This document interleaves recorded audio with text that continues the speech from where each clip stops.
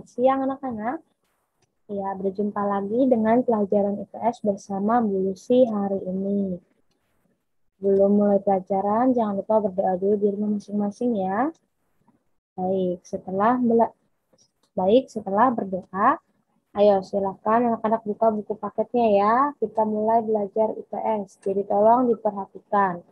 Hari ini kita akan belajar tentang pengaruh perubahan dan interaksi keruangan terhadap kehidupan di negara-negara ASEAN. Pengaruh ini ada beberapa jenis ya.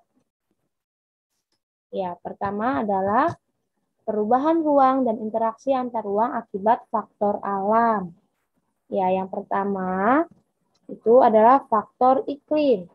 Kondisi alam dan kondisi sosial negara ASEAN yang relatif homogen dan saling membutuhkan memudahkan interaksi antar satu negara dan negara lainnya. Nah, interaksi ini terjadi dalam bentuk kerjasama di berbagai bidang. Kita lihat faktor yang pertama adalah faktor iklim. Ya, di sini sudah ada ya. Ini adalah iklim matahari. Anak-anak bisa lihat ada ketentuannya ya. Ada iklim dingin, sedang, subtropis, dan tropis. Nah, kita lihat di sini ada peta negara ASEAN. Berdasarkan iklim matahari, negara ASEAN termasuk iklim tropis. Namun, hanya negara Vietnam dan Myanmar yang ada 2 musim sekaligus, yaitu tropis dan subtropis. Ingat-ingat ya. Ya, seperti yang kita ketahui, ASEAN terletak di antara 2 benua. Apa saja? Iya, benua Asia dan benua Australia. Karena letaknya tersebut, negara ASEAN dipengaruhi oleh angin muson.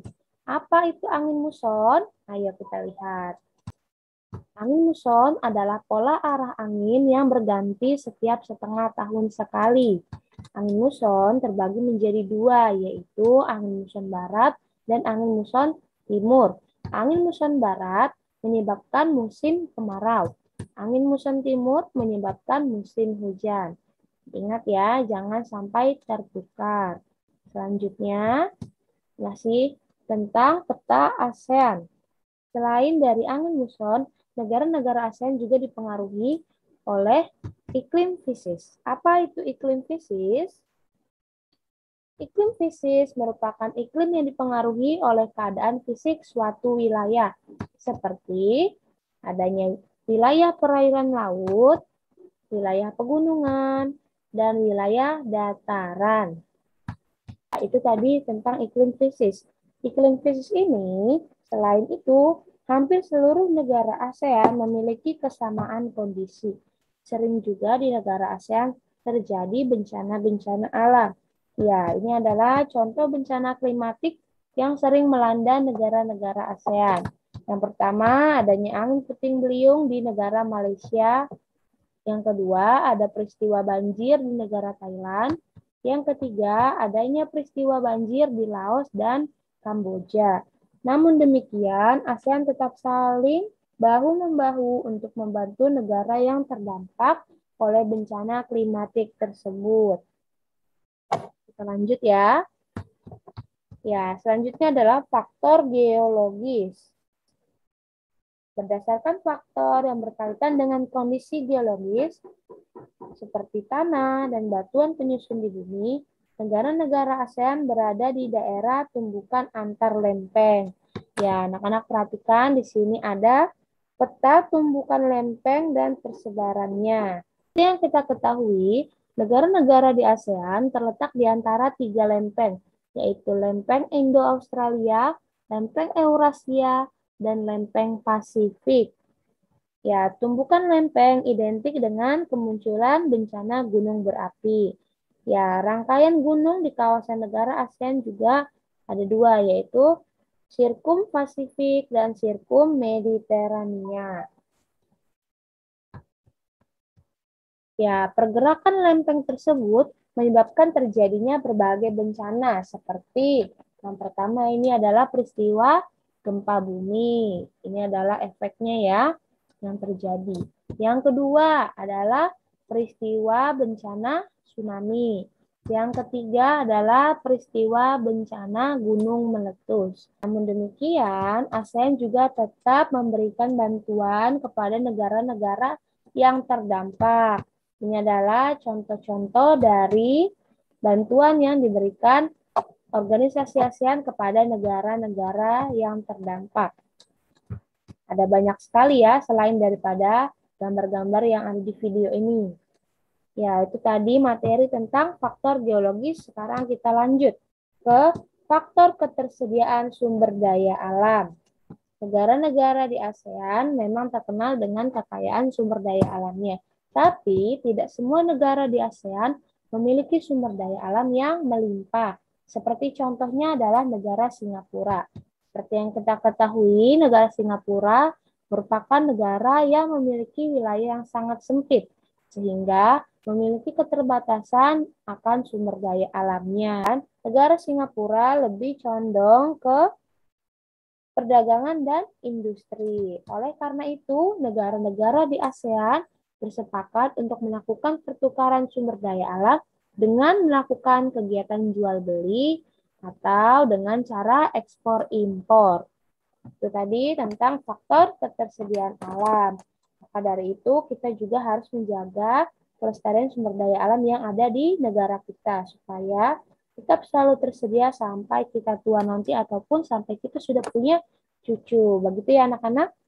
Oke, kita lanjut.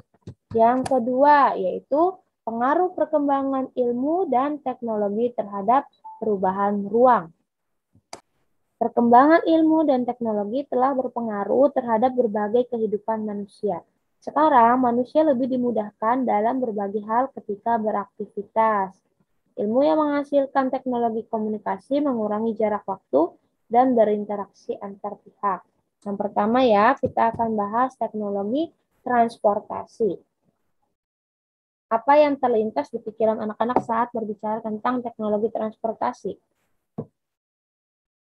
Ya, kalau di zaman dulu kita perlu pergi jauh-jauh antar satu tempat ke tempat lain dan membutuhkan waktu yang lama. Tapi sekarang di era globalisasi seperti ini sudah mempunyai banyak pengaruh ya. Pertama, kita bisa langsung menaiki kapal. Selain itu, kita juga bisa menaiki kereta. Dan yang ketiga, paling cepat ini ya, kita bisa menaiki pesawat terbang. Nah, ini karena faktor dari teknologi transportasi.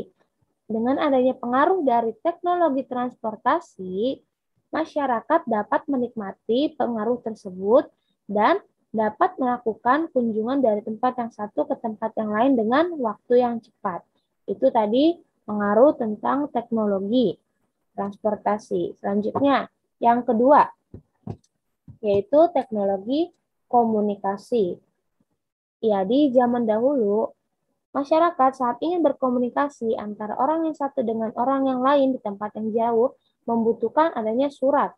Ya, untuk mengirimkan surat itu juga perlu waktu yang lama, tidak langsung instan seperti sekarang ini. Tapi seiring berkembangnya zaman dan adanya teknologi di bidang komunikasi memudahkan kita untuk berkabar dengan orang yang satu dengan orang yang lain walaupun di tempat yang jauh. Kita bisa menggunakan sosial media lewat handphone kita masing-masing. Yang pertama, ini ada ya, cara kita berkomunikasi. Pasti anak-anak juga menggunakan salah satu aplikasi ini. Ya, bahkan untuk mengirim tugas pun ke Bu Lucy menggunakan aplikasi ini kan.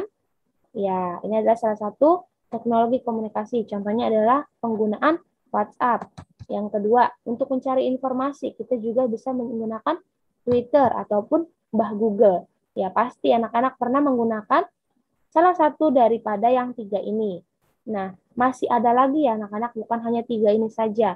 Masih banyak lagi aplikasi-aplikasi penunjang untuk komunikasi yang cepat. Ya, paham ya anak-anak?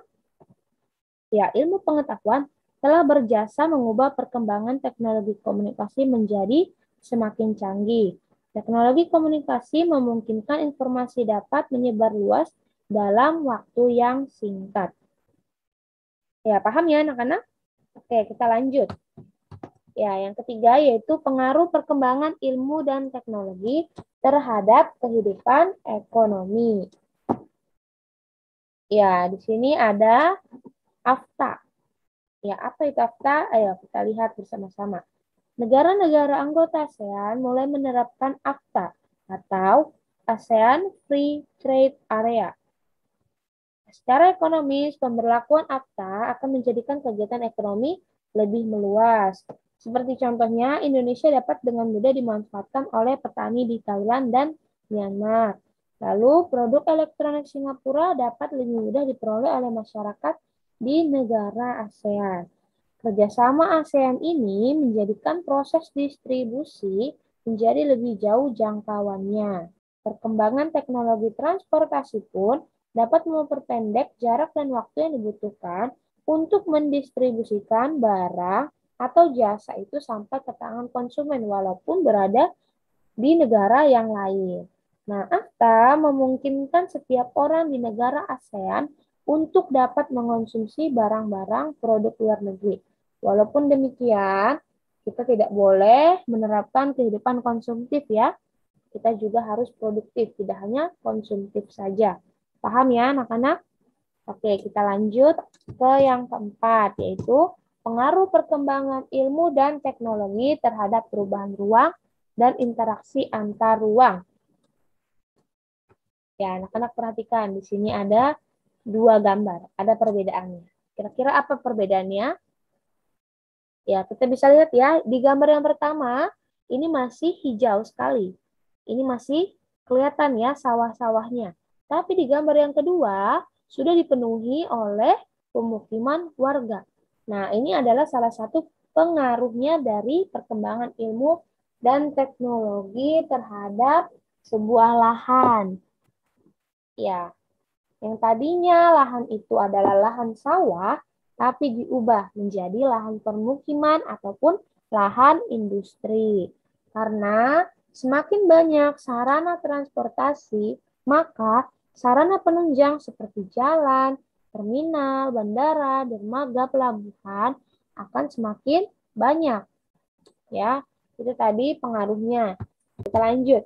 Konversi lahan tersebut terjadi terutama di daerah pinggiran ataupun area persawahan yang letaknya berdekatan dengan fasilitas umum seperti dekat pasar. Konversi lahan pertanian bersifat menular.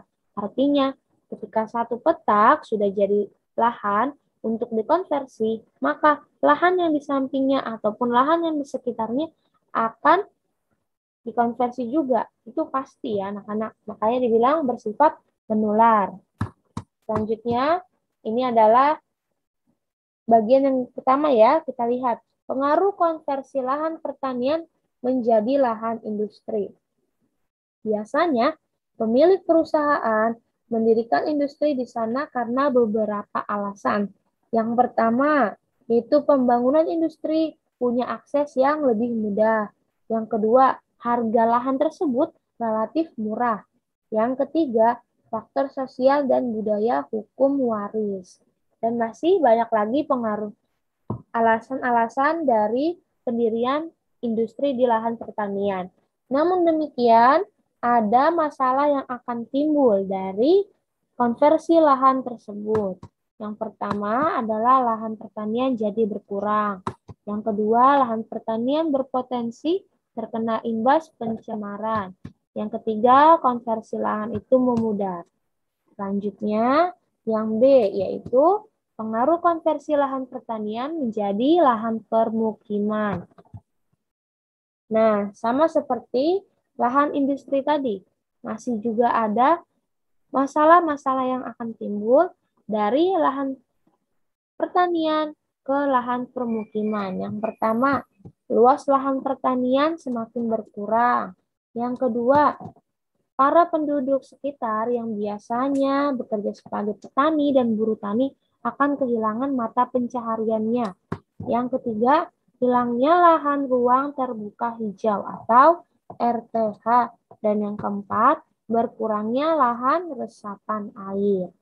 Nah, anak-anak, itu tadi materi untuk pelajaran IPS hari ini. Kalau anak-anak kurang paham, bisa langsung jawab Ibu Lucy ya. Oke, mohon maaf apabila ada kata-kata yang salah. Sekian dan terima kasih.